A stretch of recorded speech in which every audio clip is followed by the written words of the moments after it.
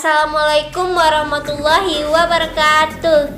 Hai teman-teman, perkenalkan, nama saya Fitriani, NIM F0A018006.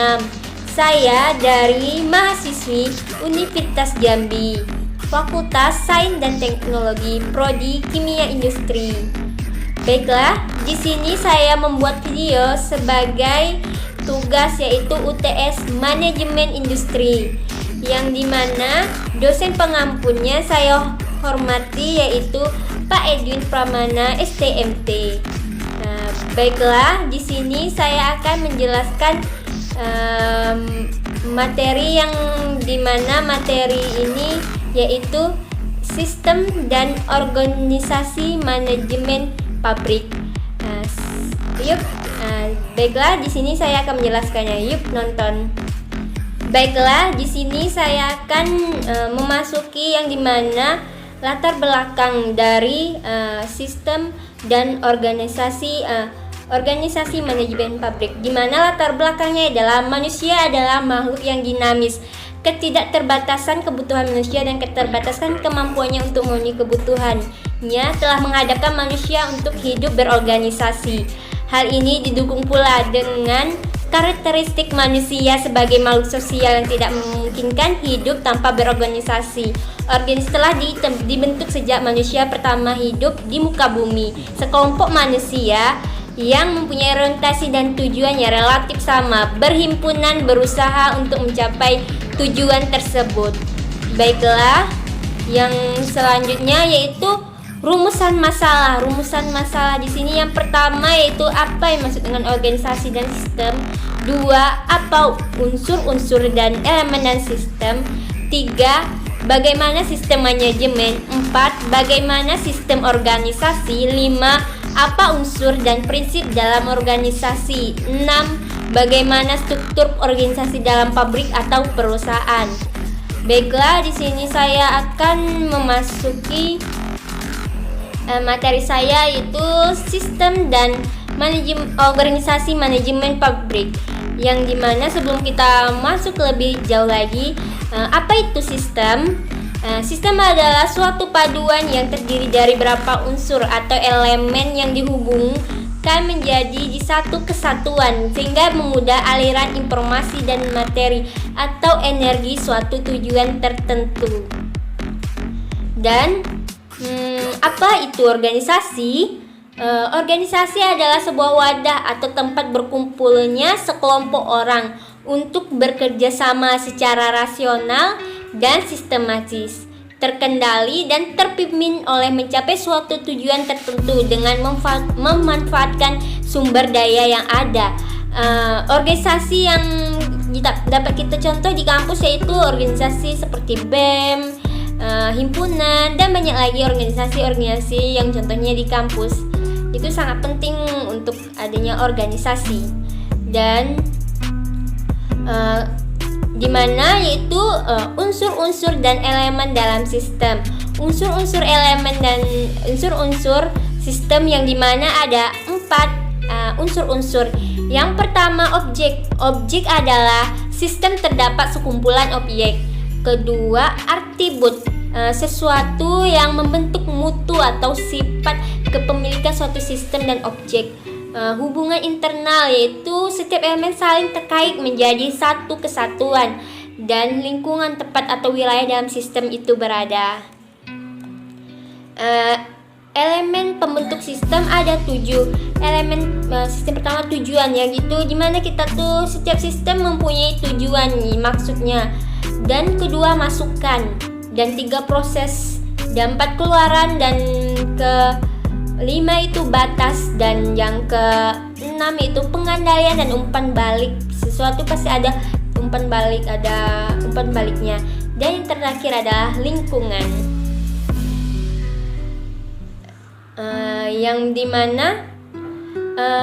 yang mana selanjutnya itu sistem manajemen.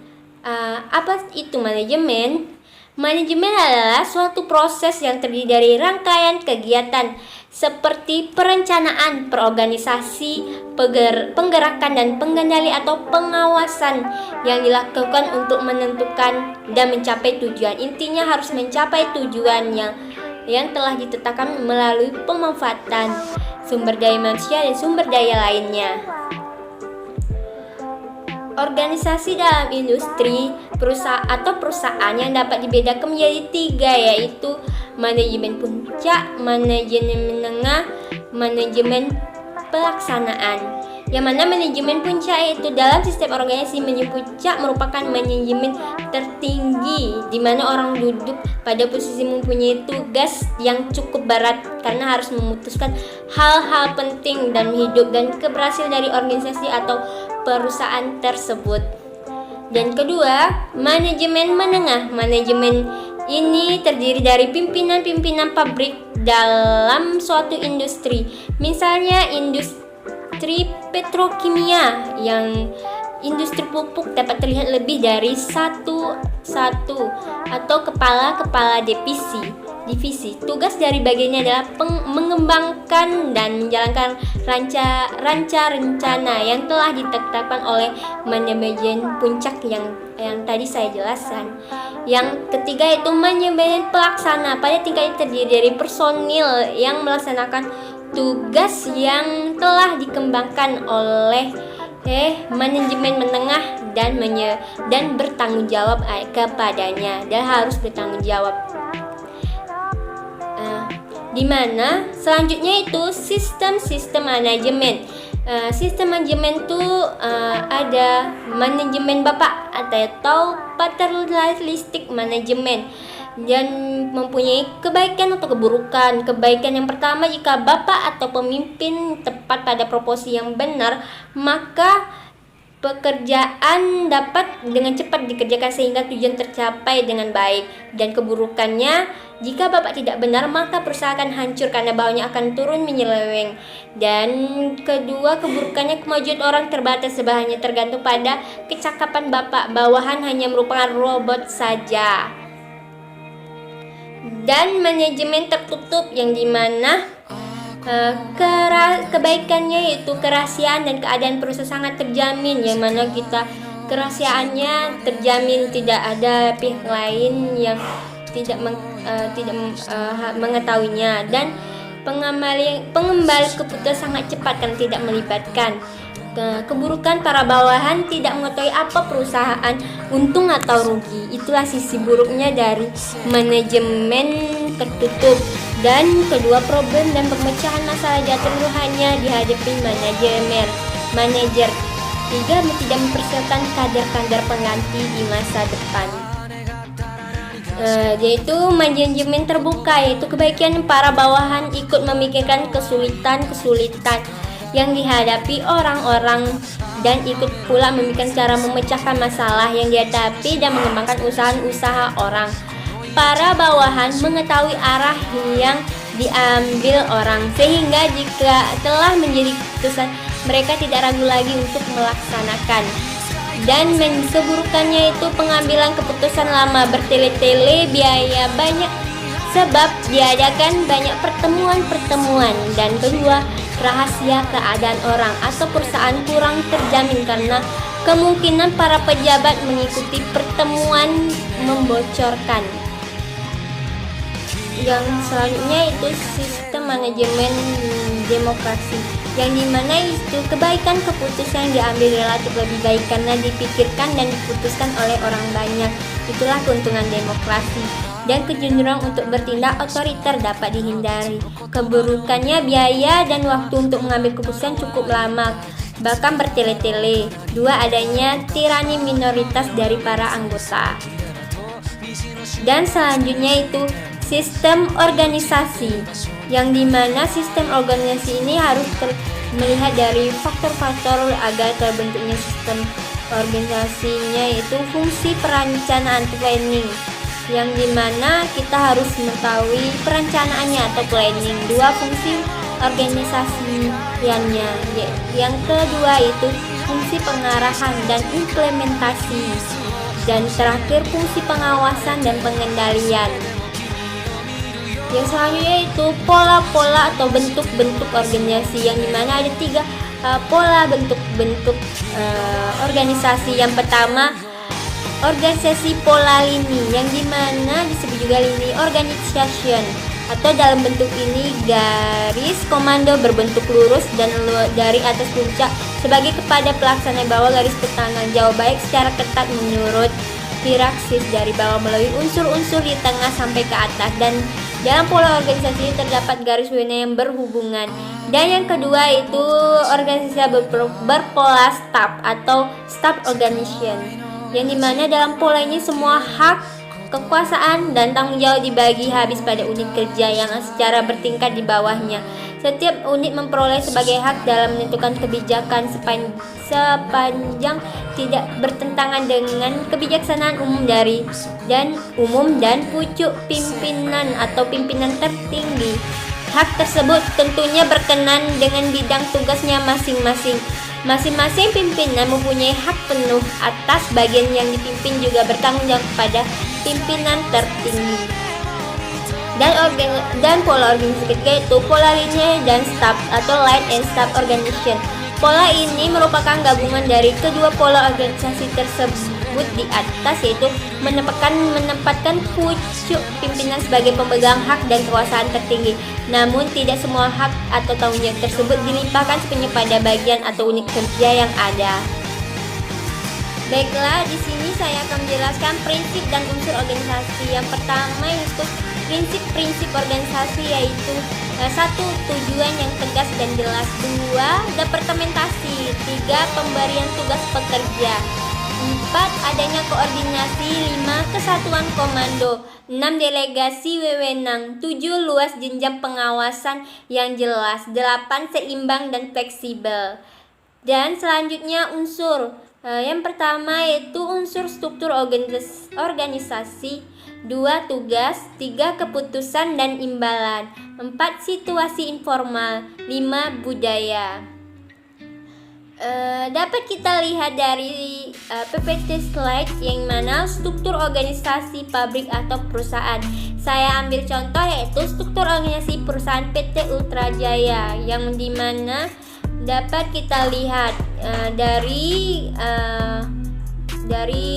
PPT-nya, ini mana tugas utama direksi menentukan arah usaha dan visi misi, serta sebagai pimpinan umum dalam mengelola perusahaan, mengembangkan kekuasaan yang terkendali secara penuh dan bertanggung jawab secara menyeluruh terhadap pengembangan perusahaan. Tanggung jawab direksi secara umum adalah mengelola usaha perseorangan sesuai dengan anggaran dasar. Yang kedua yaitu direktur utama atau dirut melakukan koordinasi dan pengendali segala bentuk kegiatan di bidang administrasi keuangan dan kepegawaian dan kesekretariatan.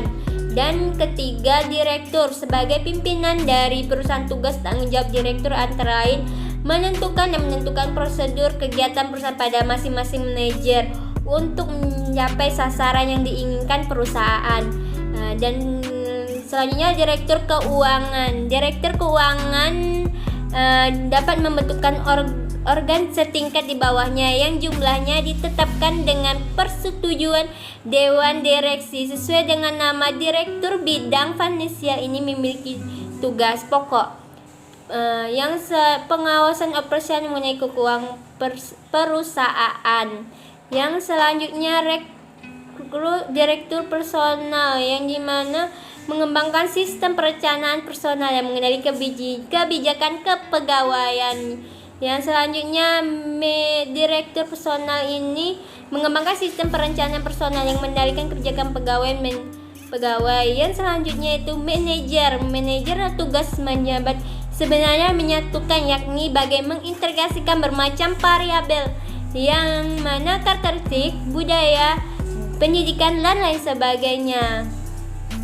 Manajer personal itu peran bertanggung jawab berorganisasi dan perencanaan program dan pengendalian pada unit personalia.